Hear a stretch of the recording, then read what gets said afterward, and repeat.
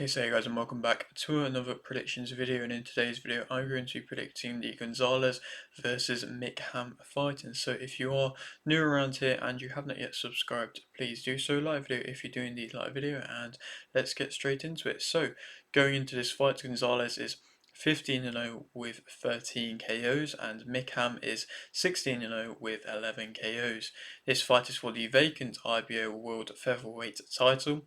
Gonzalez's last fight was a win via TKO in round 2 versus Latorre, and Mikham's last fight was a win via TKO in round 3 versus Sopatip. And I'd speak about this fight in general. It's not a fight in which I can give too in-depth of a breakdown upon, because there is pretty much little to no tape on Mikham, but it's a fight in which has a very interesting prospect, or interesting up and coming fighter as a main event fighter in Gonzalez. He's somebody who I've had my eye on. I'm intrigued by. He's on a 9 fights winning stoppage streak. He's been doing excellent things, and this is his time to shine now. Realistically, it's interesting to see that this fight is on a show in Liverpool alongside a bunch of Liverpool talent. Like I say, it's interesting to see.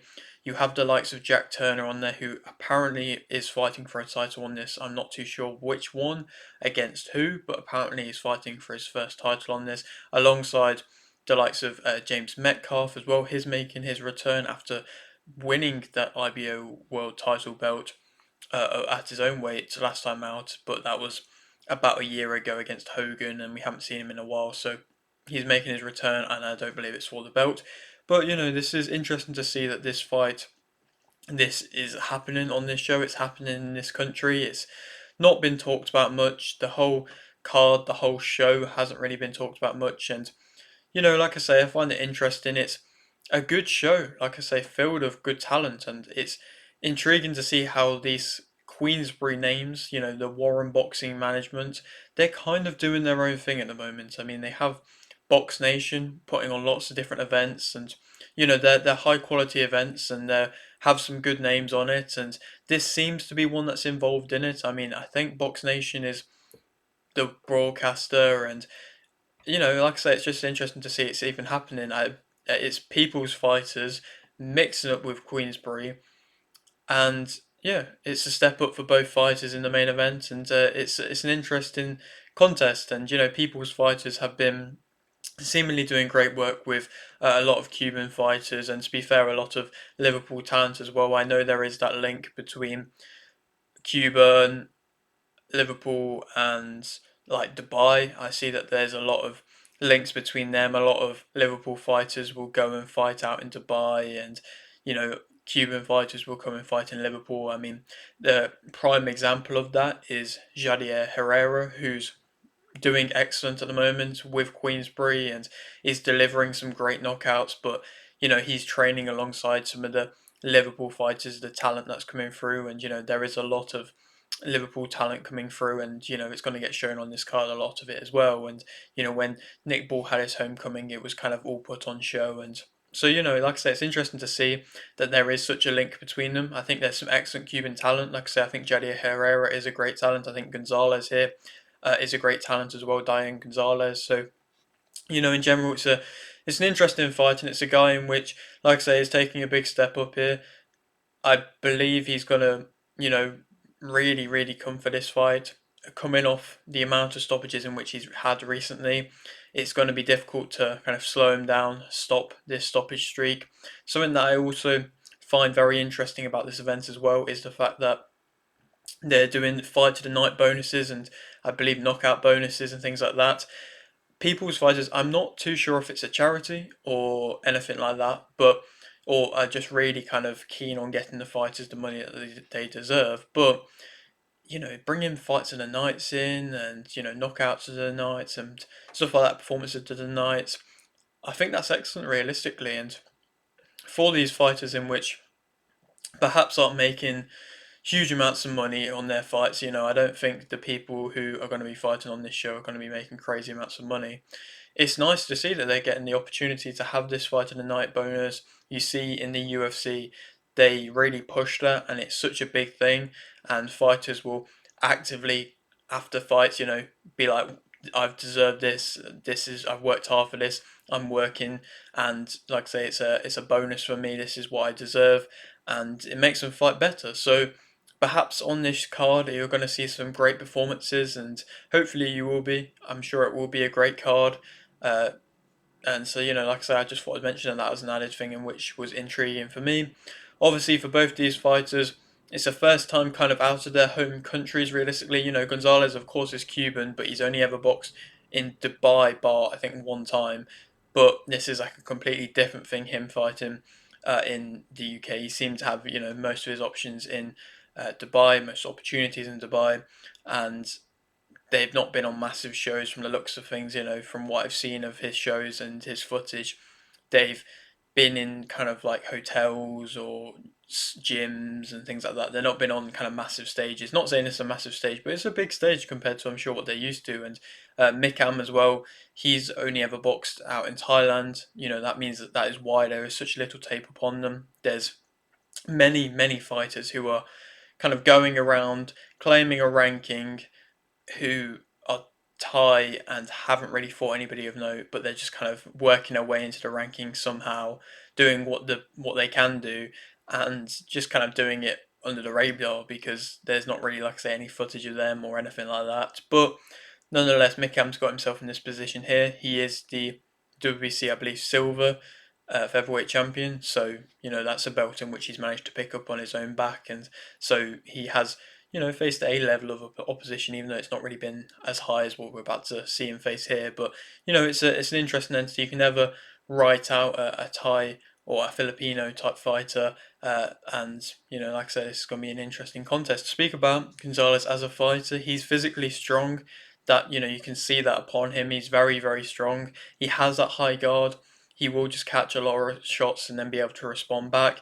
He sets off his jab nicely. I think a lot of his work is well set off his jab. He walks you down a lot of the time, and is allowed to do so and imposes himself onto his opponents. He doesn't have to land clean to be able to punish you. He's not a fast starter, and that's something in which you would say is a surprising thing for me to say because his past three fights have been second round knockouts, but he's not a fast starter. He just lands and hurts, and he has that one punch knockout power. And like I say, he doesn't have to necessarily land clean, but in his past three fights, he's just hurt his opponents early from just a singular shot, and then that's all he's needed to do. He controls the center well. He's punishing with his work. Any type of time that he's going to attack, he's probably going to damage you. He commits into his shots well. He can fight at a mid or an in close range. He brings his shots back nicely. He doesn't leave them out there hanging out, which is nice. He's aggressive. You can see that he's explosive at the same time, and perhaps that's another reason why he's able to get the stoppages in which he is able to, because he catches opponents off guard through that sheer aggression. And in general, he's very good at finishing fights. If he gets you hurt, he's probably going to be able to get you out of there, and Mickham's going to have to be aware of that. Negatives about him, I think perhaps he loads up a little bit on his shots, and at times perhaps he's a bit predictable. You can sometimes see his shots come in. Sometimes he'll just kind of go with a jab and then go with a hook and just keep repeating the same thing again. When he gets in that mean uppercut, it's very difficult to be able to counteract that, but he can sometimes be a bit predictable. Like I say, a little bit of a slow starter. If you can get into your groove early and put it on him early, then he might struggle and he hasn't had to face going on the back foot or anything like that yet. So, with every fighter, they're going to have to face that at some point, and perhaps Mikham, who is a bit more of a front foot type fighter, will be able to do that.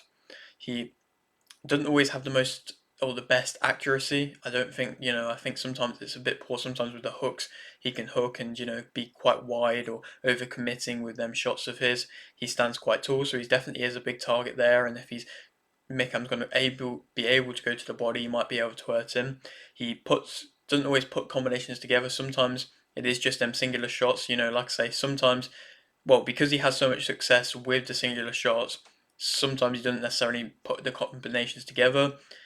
It's kind of like a win lose type thing. Obviously you can have all this success with the singular shots, but if you're not putting the combinations together, when a person can stand up and take a singular shot, then you might go into a bit of trouble. Then he perhaps maybe overconfident from that last performance. He dropped La Torre in the first round, and it was destructive knockdown. You didn't really expect Latore to be able to get up from that. He did very well to be able to do so, but it then pans to Gonzalez, and Gonzalez is up on the ropes, cheering, going mental realistically. So perhaps you do think, he's going into this a bit overconfident, and especially with his first main event slot, when he is the kind of face of it, perhaps he is, a bit too eager, a bit too overconfident, perhaps overlooking Mikham as an opponent, like I say, because there isn't really much footage out there of him.